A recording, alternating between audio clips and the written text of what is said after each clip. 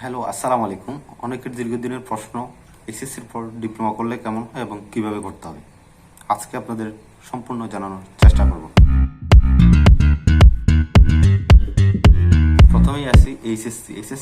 এসএসসির পর যদি আপনি ডিপ্লোমায় কন্টিনিউ করতে চান, তাহলে আপনার এসএসসি ও এইচএসসি অবশ্যই বিজ্ঞান বিষয় থেকে আসতে হবে, অন্যথায় আবেদন বা ভর্তি হওয়া যাবে না। আপনার যদি জিপিএ ভালো থাকে, এসএসসি ও এইচএসসিতে যেহেতু বিজ্ঞান বিষয়, সে যদি ভালো জিপিএ থাকে, তাহলে আমি বলবো আপনি ভার্সিটির জন্য প্রস্তুতি নেন। যদি পাবলিক ভার্সিটির চান্স পান, তাহলে পাবলিক ভার্সিটিতে পড়েন, এবং যদি চালানোর খরচ থাকে, তাহলে বেসরকারিতে অনার্স করে ফেলেন।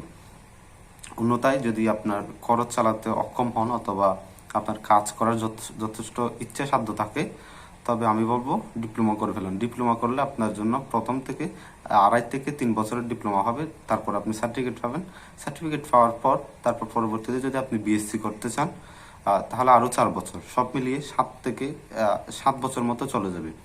7 বছর চলে যাওয়া মানে, আর অন্যদিকে যদি আপনি অনার্স করেন, তাহলে কিন্তু আপনি 4 বছরে কিন্তু একটা ভালো মানের সার্টিফিকেট পেয়ে যাচ্ছেন। সেই হিসেবে যদি ট্যালেন্ট হলে আমি বলবো এই অনার্স করুন। আর যদি আপনি উদ্যমী বা কাজ করতে চান, খরচ চালাতে অক্ষম হন, তবে ডিপ্লোমা আপনার জন্য বেটার। যদি এটা সময় সাপেক্ষ একটি ব্যাপার, ডিপ্লোমা করলে আপনি যে কাজের উপর আপনি আগ্রহী, সেই কাজের ভিত্তিতে সাবজেক্ট চয়েস করে আপনি ডিপ্লোমা করতে পারেন। আপনি যদি কৃষির প্রতি আগ্রহী রিলেটেড হন, তবে কৃষি ডিপ্লোমা করুন। যদি ইঞ্জিনিয়ারিং রিলেটেড হন, তবে ইঞ্জিনিয়ারিং ডিপ্লোমা করুন। যদি সিভিলে হন, কম্পিউটার হলো কম্পিউটার, বিভিন্ন ট্রেডের ডিপ্লোমা রয়েছে। সবগুলোতে কিন্তু এসএসসির পর আসতে হলে অবশ্যই এসএসসি এইচএসসি দুইটাই সায়েন্স ব্যাকগ্রাউন্ডের লাগবে, এবং ন্যূনতম 3 পয়েন্টের আপ জিপি লাগবে। অন্যদিকে আপনি ভার্সিটির জন্য 4 পয়েন্ট হলে কিন্তু এনাফ, সেই হিসেবে ভার্সিটিও বেটার। আর এদিকে ডিপ্লোমা পড়ার পর একজন ডিপ্লোমা শিক্ষার্থীকে যেভাবে মূল্যায়ন করা হয় না, বিএসসি শিক্ষার্থীকে সেভাবে মূল্যায়ন করা হয়। কারণ ডিপ্লোমার পর 4 বছরে যে বিএসসি করে, সেটি তার মান অনেকটুকু বৃদ্ধি করে দেয়, এবং তার বেতনের ক্ষেত্রেও অনেকটুকু সাবলীল হয়। ডিপ্লোমার পর যদি এসএসসি যদি বিজ্ঞান বিষয়ে পড়া আসেন, তবে ডিপ্লোমা, বাংলাদেশে অসংখ্য ডিপ্লোমা রয়েছে, ধরুন electric, civil, mechanic, computer, textile, তারপর এগ্রিকালচার, তারপর মৎস্যতে, তারপর বিভিন্ন স্কিল ভিত্তিক ডিপ্লোমা রয়েছে। সবগুলোতে কিন্তু একই নিয়ম। এইচএসসির পর যদি আসতে চান, তবে সায়েন্স ব্যাকগ্রাউন্ডের অবশ্যই হতে হবে। তারপরে এর ভর্তি কিভাবে হবে, ভর্তি নিয়োগ আকারে হয় নাকি বিজ্ঞপ্তির মাধ্যমে ভর্তি পরীক্ষা বসতে হয়?